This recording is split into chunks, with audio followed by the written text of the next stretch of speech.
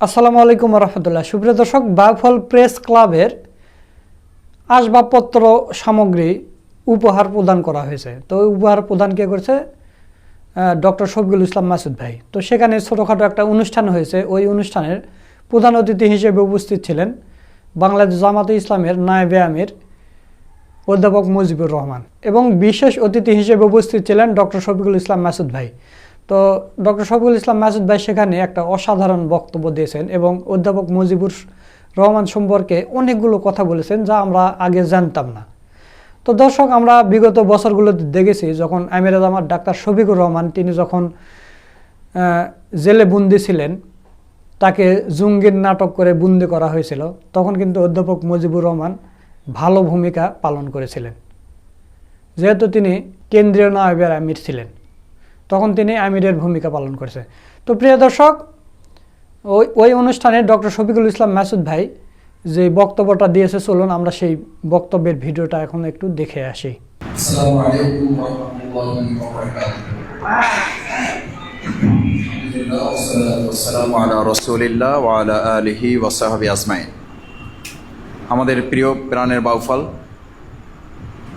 বাউফলের 4.5 লক্ষ মানুষের শুধু না, গোটা বাংলাদেশে জনগণের কাছে বাউফলের খবর পৌঁছে দেওয়ার প্রাণকেন্দ্র হিসেবে পরিচিত বাউফল প্রেস ক্লাবের আজকের এই আসবাবপত্র, কিছু ডেকোরেশন, এখানে উপহার সামগ্রী প্রদান অনুষ্ঠানের সম্মানিত সভাপতি, বাউফলের খ্যাতিমান সাংবাদিক এবং এখনকার আলোচিত সংবাদপত্র, জাতীয় সংবাদপত্র আমার দেশ, যেটা আসলে আমার দেশের মানুষের কথা বলে, আমাদের খ্যাতিমান সাংবাদিক ডক্টর মাহমুদুর রহমান সম্পাদক, সেই পত্রিকার আমাদের সম্মানিত প্রতিনিধি, বাউফল প্রেস ক্লাবের সভাপতি ভাই জলিলুর রহমান, উপস্থিত প্রধান অতিথি আমাদের সামনে কথা বলবেন। আমার সৌভাগ্য যে আমি তাকে এই অনুষ্ঠানে পেয়েছি, এটা আমার কল্পনাও ছিল না। আল্লাহর শুকরিয়া আদায় করি, তাকে ধন্যবাদ জানাই।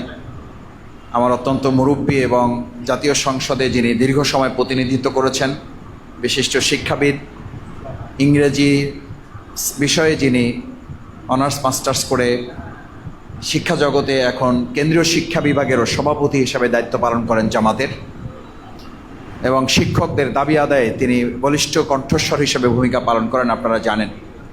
আমাদের শ্রদ্ধেয় কেন্দ্রীয় নায়েবে আমির অধ্যাপক মুজিবুর রহমান, জেলা আমির আছেন, সেক্রেটারি আছেন, সহকারী সেক্রেটারি আছেন, উপজেলা আমির সেক্রেটারি আছেন, নেতৃবৃন্দ আছেন, আমার মরহুম শ্রদ্ধাভাজন পিতা, তার সহকর্মী একসাথে যারা কাজ করেছেন, শিক্ষকতা পেশায় সরকারি কলেজে যারা চাকরি করেছেন, আমার অত্যন্ত শ্রদ্ধাভাজন এই প্রেস ক্লাবের সাবেক সভাপতি এবং সরকারি কলেজের সাবেক প্রফেসর আমিরুল ইসলাম স্যার সহ ইসলামী ছাত্র শিবিরের সভাপতি লিমন হোসেন এবং সম্মানিত সাংবাদিকবৃন্দ, সুধীমণ্ডলী, আপনাদের সবাইকে আন্তরিক ধন্যবাদ জানাচ্ছি, কৃতজ্ঞতা জানাচ্ছি যে আজকে এরকম একটা সুন্দর আয়োজনে আমরা এখানে মিলিত হতে পেরেছি। আমরা সকলে বলি আলহামদুলিল্লাহ।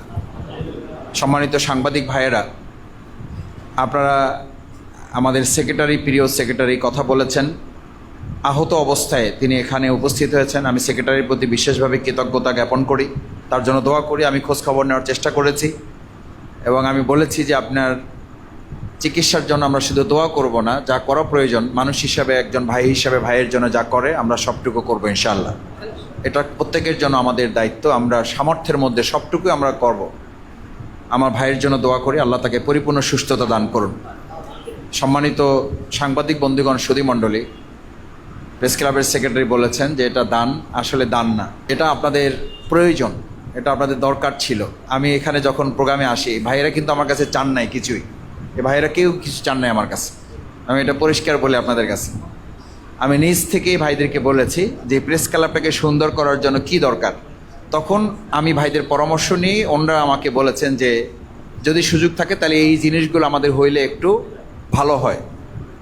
আমি আমার জায়গা থেকে এটা খুব গর্বের সাথে বলি যে প্রেস ক্লাবে আমি সম্পৃক্ত হতে পেরেছি বাউফলের একজন সাধারণ নাগরিক হিসাবে, এটা আমার জন্য অত্যন্ত আনন্দের, এটা আমার জন্য অত্যন্ত গর্বের, এটা আমার জন্য অত্যন্ত ভালো লাগার ব্যাপার। এটা আমার জন্য সৌভাগ্যের ব্যাপার। দ্বিতীয় কথা হচ্ছে যে আমি ভাইদের কিছু প্রত্যাশা পূরণ করেছি, ভাইয়েরা কিছু প্রত্যাশা পূরণ করবেন। আমি মনে করি আমার প্রত্যাশা পূরণ বলে কিছু নাই। আমি চাই বাউফলের 4.5 লক্ষ মানুষের প্রত্যাশা পূরণে যেন এখানকার সাংবাদিক ভাইয়েরা তাদের আয়না হিসেবে, তরফুন হিসেবে যেন তারা কাজ করেন। তাদের কাজ হলে আমাদের কাজ হবে। বাউফল এগিয়ে গেলে আমি পিছিয়ে যাব? বাউফলকে পিছিয়ে রেখে আমি এগিয়ে যেতে পারবো? প্রশ্নই ওঠে না। আমি সবসময় কথা বলি যে আমি ছাত্র জীবন থেকে টার্গেট করেছি বাউফলকে আমি উচ্চকিত করব। আলহামদুলিল্লাহ আমি কতটুকু পেরেছি বিচার আপনাদের কাছে, এর রায় আপনাদের কাছে, পর্যবেক্ষণ আপনাদের কাছে। তবে শুধু এতটুকু বলি যে একসময় শফিকুল ইসলাম মাসুদ বললে আমাকে চিনতো, আর এখন মাসুদের সাথে আমার বলা লাগে যে আপনি কি বাউফলের মাসুদ? আমি বলি হ্যাঁ আমি বাউফলের মাসুদ। এই বাউফলকে বাংলাদেশের এবং বাংলাদেশের বাইরে আমরা গোটা বিশ্বে বাউফলকে ইতিমধ্যে পৌঁছে দিতে পেরেছি। এখন এটাকে একটা মডেল বাউফল হিসেবে আমরা পৌঁছে দেবো ইনশাআল্লাহ। সেটার জন্য জামাত ইসলামে আমরা কিন্তু রক্তে মাংসে গড়া মানুষ। আমি বলি না, আমাদের আমিরে জামাত বলেন আমরা মানুষ, আমাদের ভুল থাকবে না, আমরা বলি আমাদের ভুল হবে। এই ভুলটুকু ধরিয়ে দেওয়ার দায়িত্ব হিসাবে রাষ্ট্রের গুরুত্বপূর্ণ কয়েকটা কাঠামোর মধ্যে গণমাধ্যম একটা কাঠামো। এই কাঠামোর জায়গায় আপনারা যারা দায়িত্ব পালন করেন, আমি আপনাদেরকে আজকে এই গণমাধ্যমের সামনে বলছি, আপনারা একদম সাহসিকতার সাথে, বলিষ্ঠতার সাথে, নৈতিকতার সাথে আমাদের যেটুকু অন্যায় আছে সেই অন্যায়টুকু তুলে ধরে আমাদেরকে শাসন করার দায়িত্ব আপনাদের হাতে তুলে দিয়ে গেলাম। কারণ আমাদেরকে শাসন করার ক্ষমতা আপনাদের হাতে থাকলেই কেবলমাত্র আমরা জনগণের প্রকৃত কল্যাণটা করতে পারবো। এটাই কল্যাণ। আমি অনেক সময় বলি রসুল করিম সাল্লাল্লাহু আলাইহি সাল্লাম বলেছেন যে আজান হলে কোনো ঘরে যদি নারী এবং শিশু না থাকতো তাহলে আমি ওই ঘরে পুরুষ থাকলে আমি ওই ঘরে আগুন লাগিয়ে দিতে বলতাম। এটা কি মানে আস্তাগফিরুল্লাহ, কি সন্ত্রাসী কথা নাকি কল্যাণের কথা?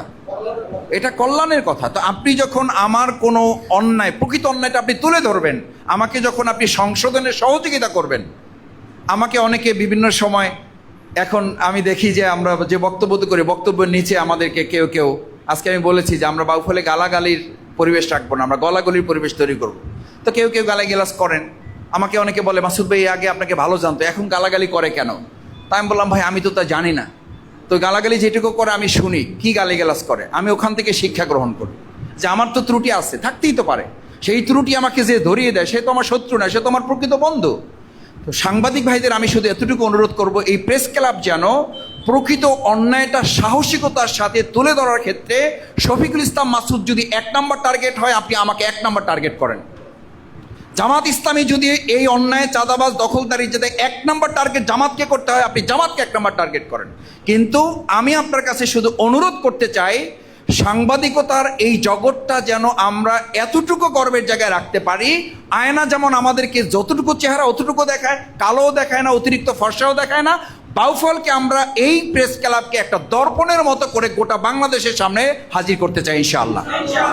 যে আয়নার সামনে দাঁড়িয়ে বাউফলের প্রকৃত চিত্রটা বিশ্বের যে কোনো দরবার থেকে প্রকৃত চেহারাটা এখান থেকে যেন দেখতে পায়, এইটুকু ভূমিকা আপনারা পালন করবেন।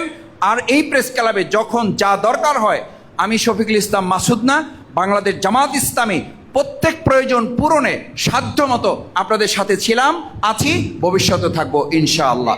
সেই প্রত্যাশা ব্যক্ত করে আগামী দিনে যে জাতীয় সংসদ নির্বাচন অনুষ্ঠিত হতে যাচ্ছে, সেই নির্বাচন লেভেল প্লেইং ফিল্ড তৈরি করার ক্ষেত্রে আপনারা একটা প্রেশার গ্রুপ হিসেবে কাজ করতে পারবেন।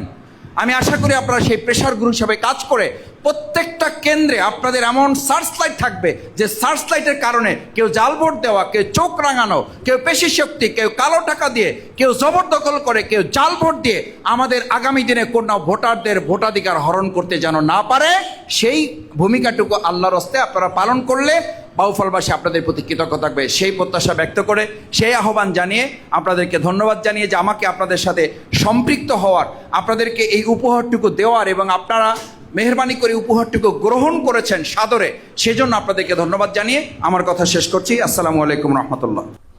সুপ্রিয় দর্শক, আপনারা ডক্টর শফিকুল ইসলাম মাসুদ ভাইয়ের পুরো বক্তব্যের ভিডিওটা দেখলেন। তো মাসুদ ভাইয়ের কথাগুলো আপনাদের কাছে কেমন লেগেছে? যদি ভালো লাগে ভিডিওটা শেয়ার করবেন, লাইক করবেন। নিত্য নতুন এইরকম আপডেট ভিডিও পেতে আমাদের চ্যানেলটা সাবস্ক্রাইব করে রাখবেন। আজকের ভিডিও এ পর্যন্ত। সকলকে ধন্যবাদ। আসসালামু আলাইকুম রহমতুল্লাহ।